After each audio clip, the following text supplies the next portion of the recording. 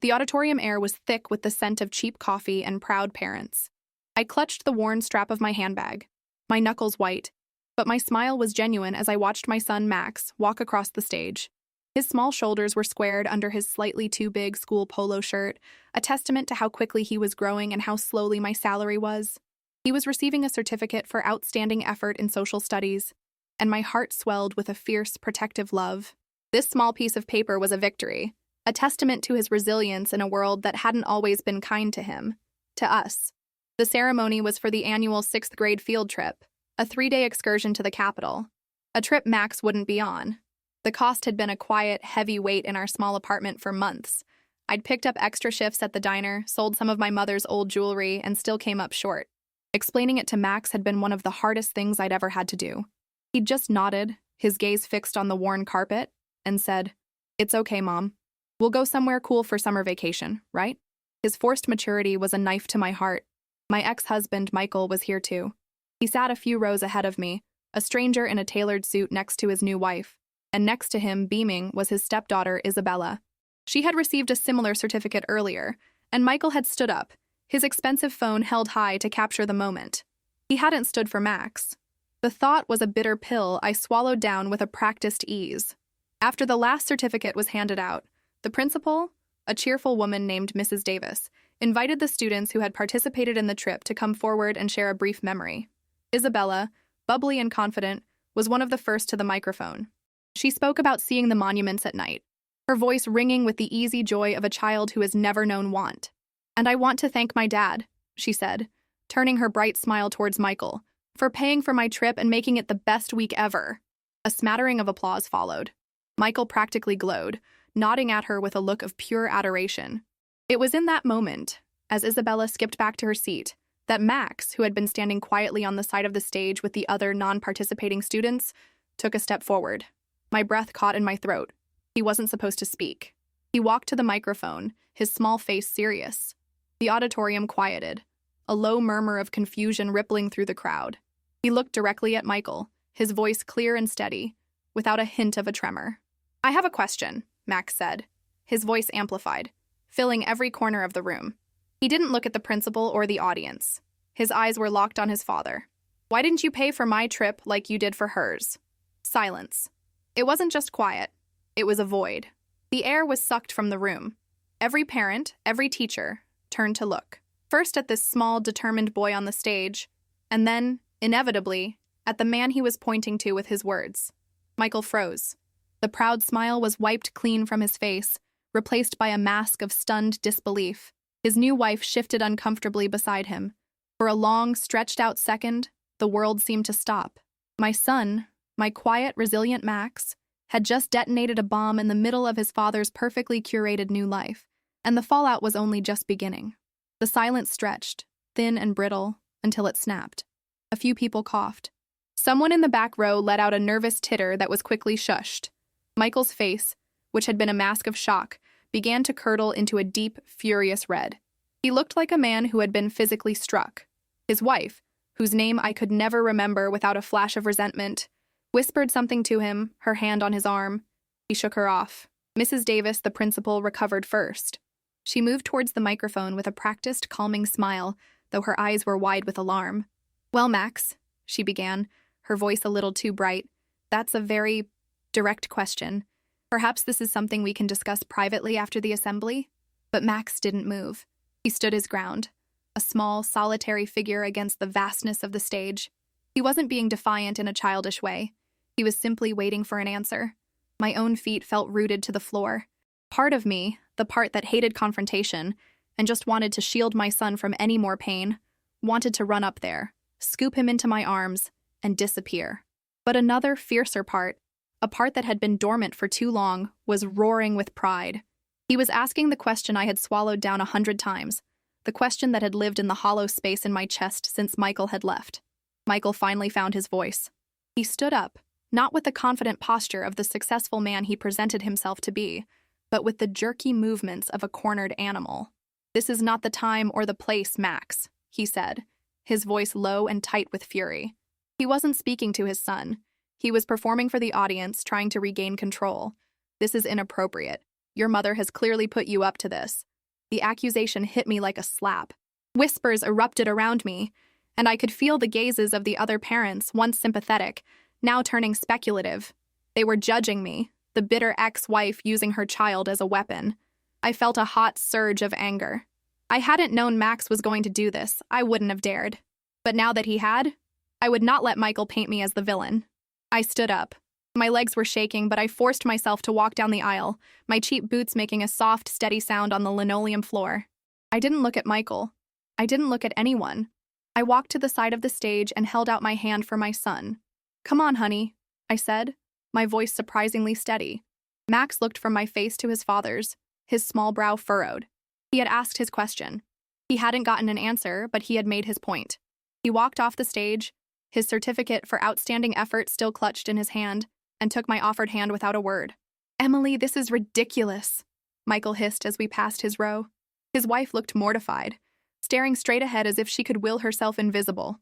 Isabella was watching us, her expression a confusing mix of curiosity and what looked like guilt. I didn't answer him. I kept my head high, my grip firm on Max's hand, and we walked out of the auditorium. The heavy doors swung shut behind us, muffling the rising buzz of gossip, but I knew this was far from over. We had just walked out of the frying pan, and Michael, I was sure, was about to bring the fire. The battle had just been declared, and the first shot had been fired not by me, but by the small, quiet boy whose hand I held. The walk to the car was a blur. The late morning sun felt too bright, the chirping of birds too cheerful for the storm brewing inside me. Max's hand was still in mine, a small, warm anchor in the swirling chaos of my thoughts. He didn't say a word, and I didn't press him. The silence in our beat-up Honda was a universe away from the charged silence of the auditorium. It wasn't uncomfortable, but it was heavy with unspoken things. I kept glancing at him in the passenger seat. He stared out the window, his expression unreadable, watching the familiar, slightly shabby neighborhoods of our life roll by. When we got back to our apartment, the first thing I did was put the kettle on.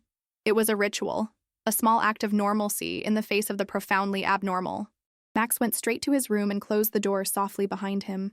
I leaned against the kitchen counter, my hands gripping the edge, and took a deep, shuddering breath.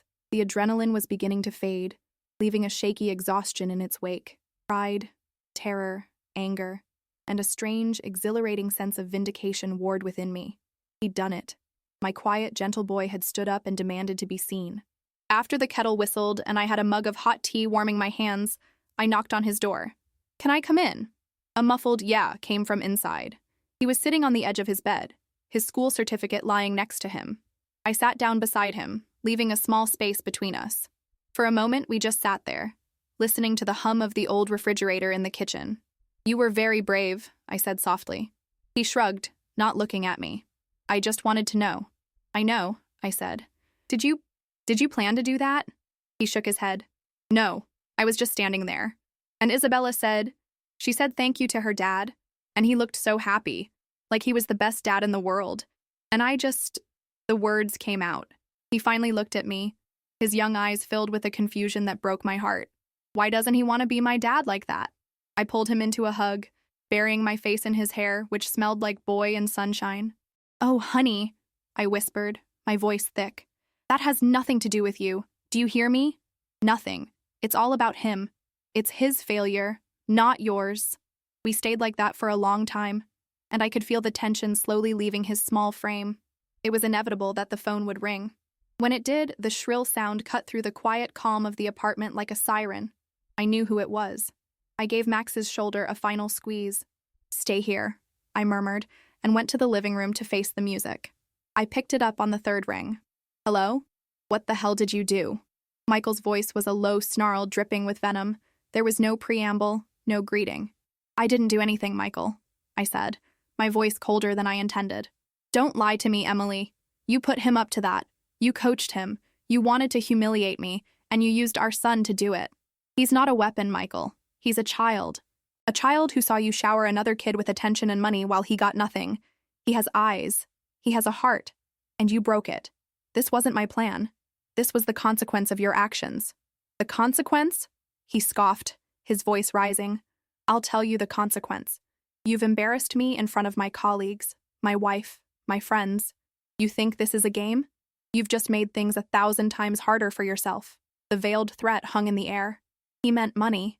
He meant he would squeeze the already meager child support, find some way to punish me financially. The fear was a familiar cold knot in my stomach, but this time it was overshadowed by a white-hot rage. "You're not threatening me, Michael," I said, my voice dangerously quiet. "You're threatening your son's well-being. And if you think I'm going to let you punish him because you were publicly called out for being a deadbeat dad, you have another thing coming." I didn't wait for a response. I slammed the phone down, my hand trembling. It was the first time in years I had ended a conversation with him. It was always him hanging up on me. Max was standing in the doorway of his room, his eyes wide. "Are we in trouble?" he asked, his voice small. I walked over to him and knelt down, so we were at eye level. I took his face in my hands. "No," I said, my voice fierce with conviction. "We are not.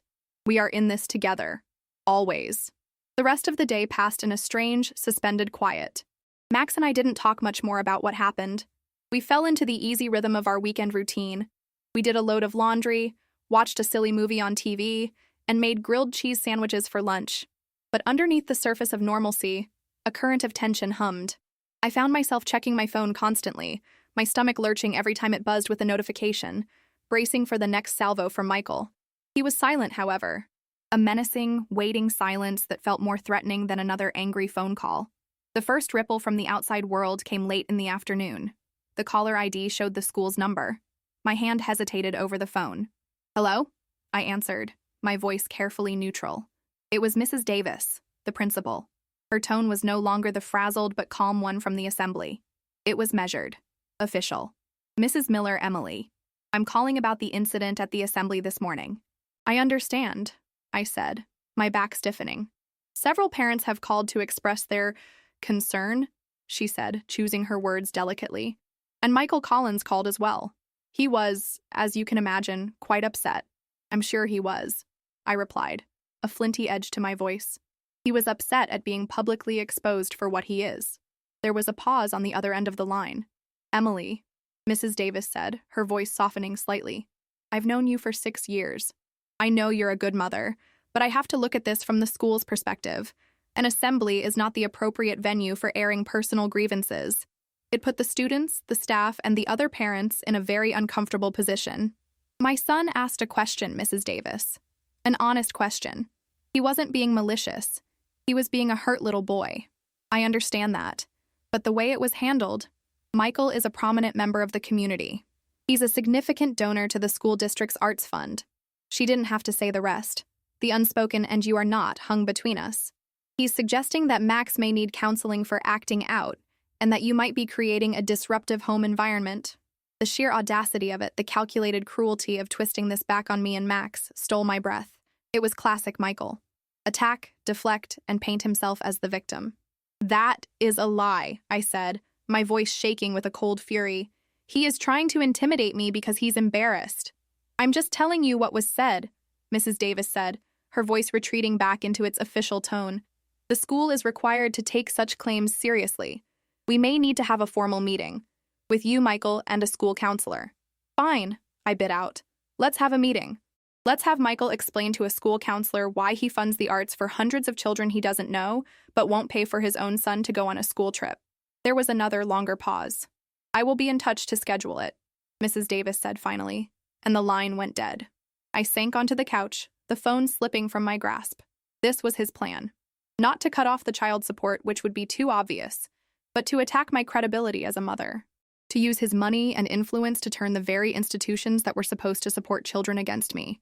He was going to try and prove I was unfit, to use this one act of a child's desperate honesty as a weapon to hurt us both. I felt a wave of despair wash over me. For a second, I wondered if I had done the right thing. Should I have apologized? Should I have smoothed things over, taught Max to swallow the injustice, just as I had for so long? The thought made me feel sick. I looked up, and Max was standing there again, his face pale. He had obviously overheard. "Are they going to take me away from you?" he whispered, his biggest fear laid bare. That question shattered my despair and replaced it with a diamond-hard resolve. I opened my arms, and he ran into them. "Never," I said, holding him so tightly I could feel his heart beating against mine. "Never. Let them try. Let them all try. We're a team, you and me, and we don't back down. I looked over his head, out the window at the darkening sky. The battle was no longer just about a school trip. It was about my son's spirit, and I would go to war to protect it. The days following the assembly were a masterclass in social isolation.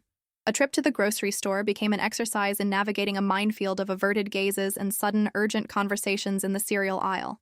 Parents I had known for years, with whom I had traded pleasantries and complaints about homework, now looked straight through me.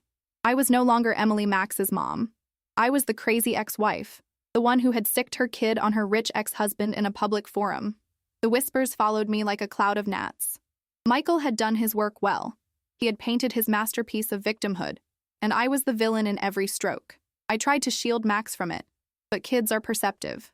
He came home from school one day with his shoulders slumped. "Billy Anderson said I was a liar," he said, kicking at a loose thread on the rug. "He said his mom said you made me say that to Dad because you're jealous of his new family." I sat with him and explained for the 100th time that what other people thought didn't matter. I told him that the truth was our shield, but the words felt hollow even to me.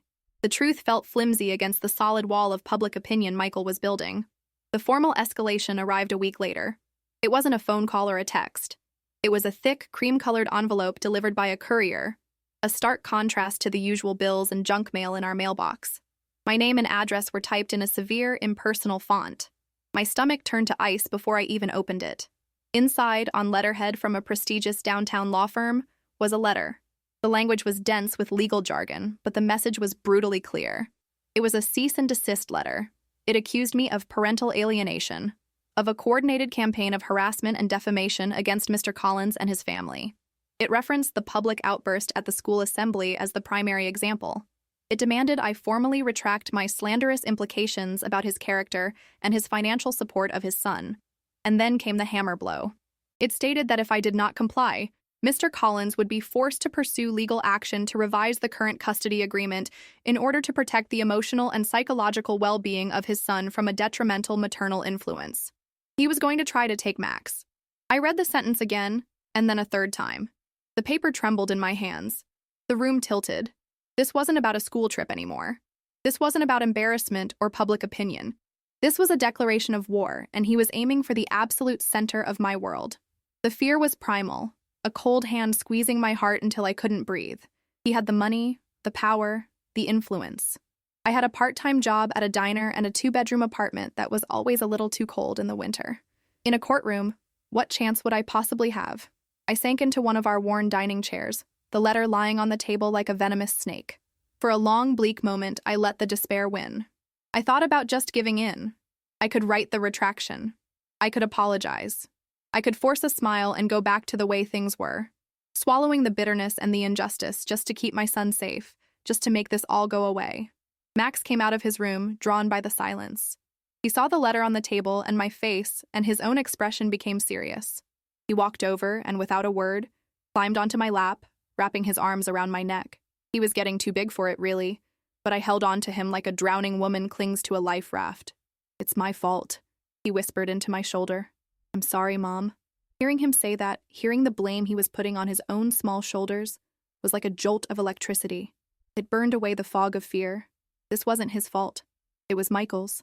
And I would not let my son grow up believing he was to blame for his father's cruelty. I hugged him back, fiercely. "No," I said, my voice clear and strong. "Don't you ever say that. This is not your fault. Your father is a bully, and the only way to deal with a bully is to stand up to him."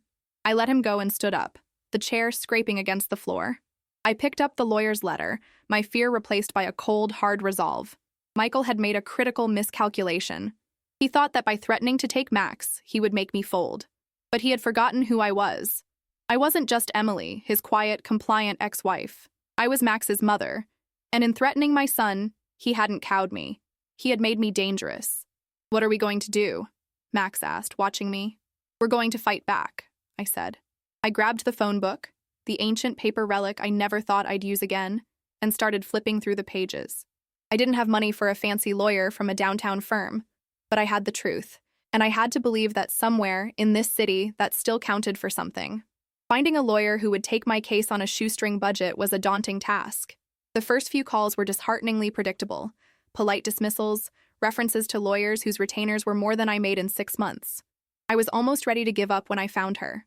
Anya Sharma's office was a small, cluttered room above a bakery, smelling faintly of sugar and photocopier toner.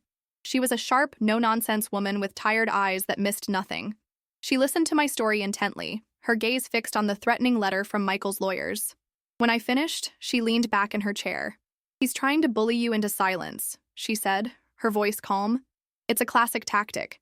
They send a big, scary letter from a big, scary firm, hoping you'll get terrified and fold. They don't want this to go to court any more than you do. A public custody battle where his finances and parenting are put under a microscope?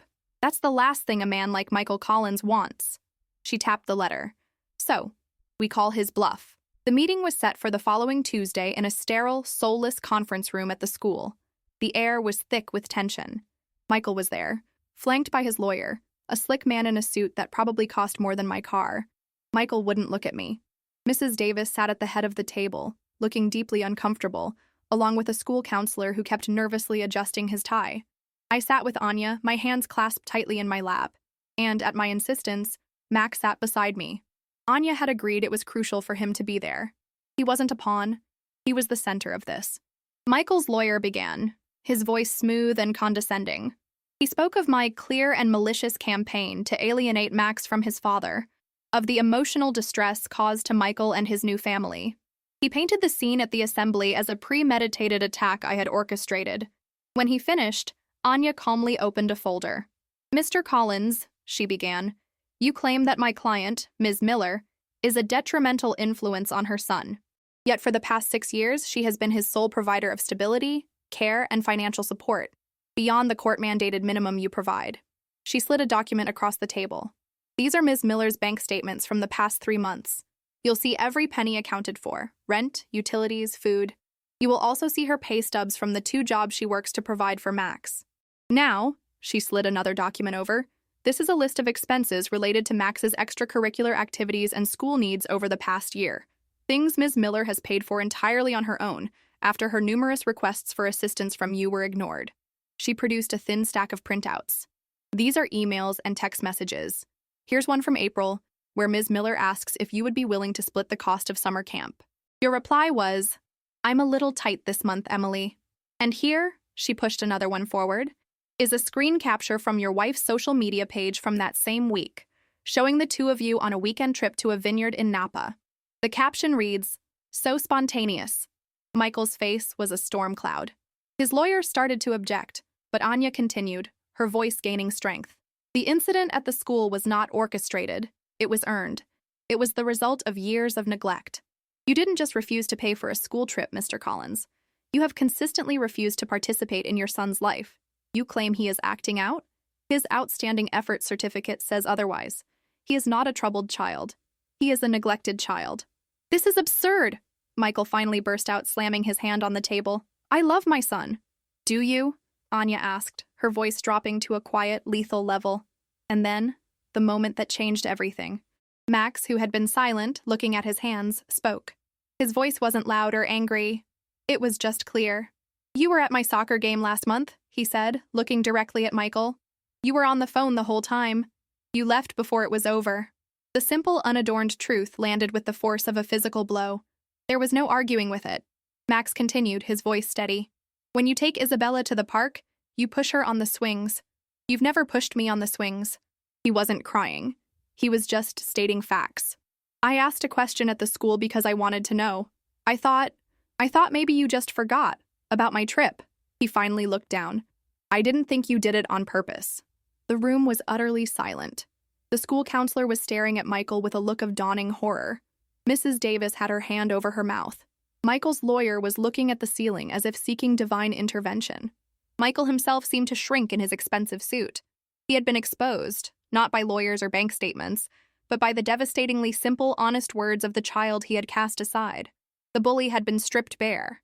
Michael's lawyer cleared his throat. "I believe," he said stiffly, "that we can resolve this matter without any further action.